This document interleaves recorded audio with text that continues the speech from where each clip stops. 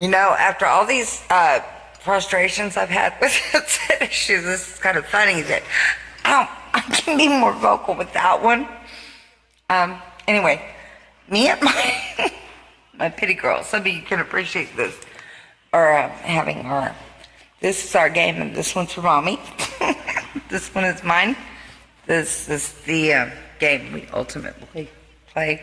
It's just our game.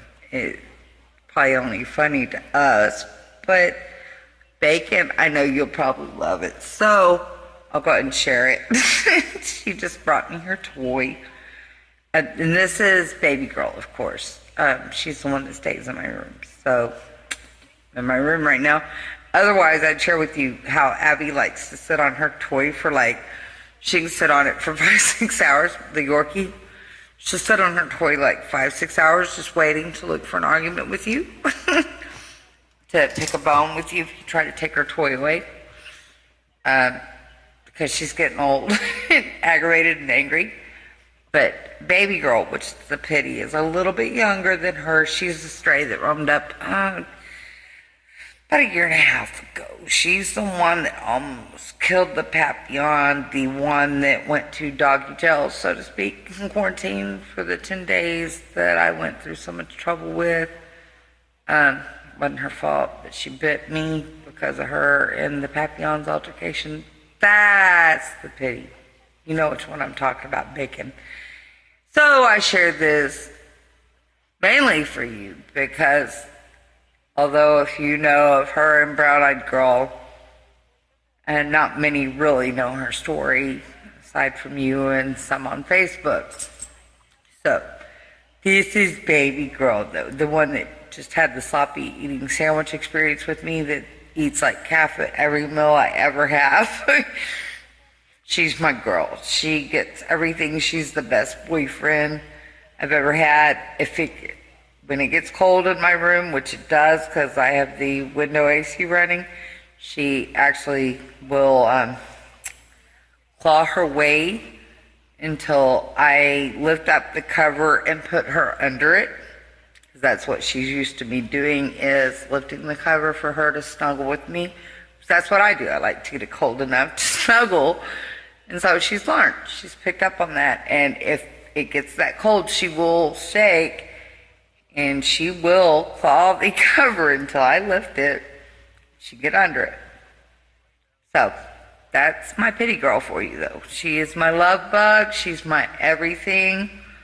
I don't know who ever deemed that a pit bull is not a family dog. They're full of shit, I promise you. I've known and loved animals my whole life. I never had a pit bull until Baby Girl, straight up to me a few years back now. And before that, I only had my Papillon and my Yorkie. And she is by far my favorite. Don't get me wrong, I love my other two, but if I had to play favorites, she's my favorite. Without a doubt. Hands down, my pit is my favorite. And she's not mean. I don't make her mean. She is naturally protective of me. She knows how to tell when somebody's not a good character. She warns me. She does alert me. She's the best boyfriend I ever had. She snuggles with me. I don't have to ask. We don't argue. She doesn't have potty incidents. She's a good girl. She's been a little bit of a pain in the butt lately, but overall she is best dog you could ever ask for. I shit you not, and I don't just say that because so many hate on pits, because I want to give her, give pits a good rap here. I say that because it is what it is. You'd ask my daughter, my pitty's a good girl.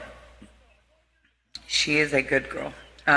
We've been through a lot of altercations. They were not her fault. I have a spoiled ass Papillon that he's used to ultimately having all of my attention.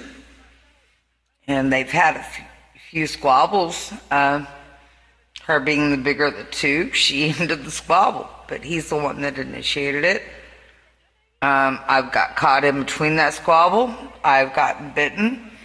She paid the ultimate price for that, so did I, by 10 days parting of ways, by mandated quarantine, and it's the hardest time I've ever spent apart from her. And, her and I both have soaked up the moment since our reunification, period. It took several people's help to get us back together, and I thank those guys. Even now, I'm eternally grateful. So, but for anybody that thinks a pit bull is a bad dog, you need to check again, either within your own personal belief and what led you to believe that. Maybe you need to own one. I don't know. People make dogs mean. People make dogs bad. Not the dog itself or the breed itself by any means. So get to know your dog. I promise you they won't disappoint. And any dog deserves a second chance because, like I said, it's people that make dogs mean. People that are bad, not the animals. So you really need to rethink what your belief system is if you believe that about a dog. And I'm sorry if you've had a bad experience that made you believe that. But it's not the dog, it's the people that made that dog bad, if that were the case. And they all deserve a second chance. Sorry, my apologies. But anyway, I love my pitty girl to death. And I had such a horrible dream that it was so lucid that it startled me from my sleep. And this has been probably a year ago. And I don't know that I've shared it with anybody, and maybe perhaps I should. I don't know if it's significant, guys, and if any of you are into dreams or you know these sorts of things, please share your explanation with me because it really disturbed me strongly. As I said, and this was when I was going through my spiritual awakening, which it's like my whole world was already turning upside down. It felt as if I was going insane, literally. That's kind of, I don't know if I'm the only one that felt that way going through mine. I'm sure others have too, going through their spiritual awakening. But I really felt, guys, as if I was losing my mind, literally. And that could be because of my illnesses as well. I don't know. But like I said, it was a lucid dream, and it was so vivid, guys. I have a back fence, and on the other side of that back fence is an alley, and right here from me is the local dollar store, very nearby to me. We go there all the time. And in my dream, we had like a walkway from the backyard to the dollar store. And apparently, I guess, myself, it's been a while since the dream, so it's hard to remember all the exact details. But me and whoever went to the dollar store, came back, and apparently I had a walkway, which was new. From the back gate, I had a gate, I guess, to go through the back way, which was not normally in the picture. Usually it's just a fence.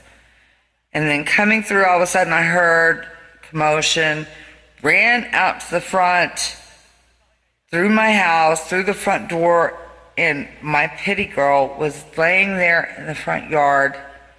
She'd been shot with several bullet holes and was laying there dying, while law officials, by officials, you name it, neighbors, etc., in my dream were there, and she was dying. So I don't know what if anything that means. I don't know if that was like a prophetic type of dream. I pray not. If any of you have any insight or perspective into that, please do tell. She's my girl. I don't know what I'd do without her.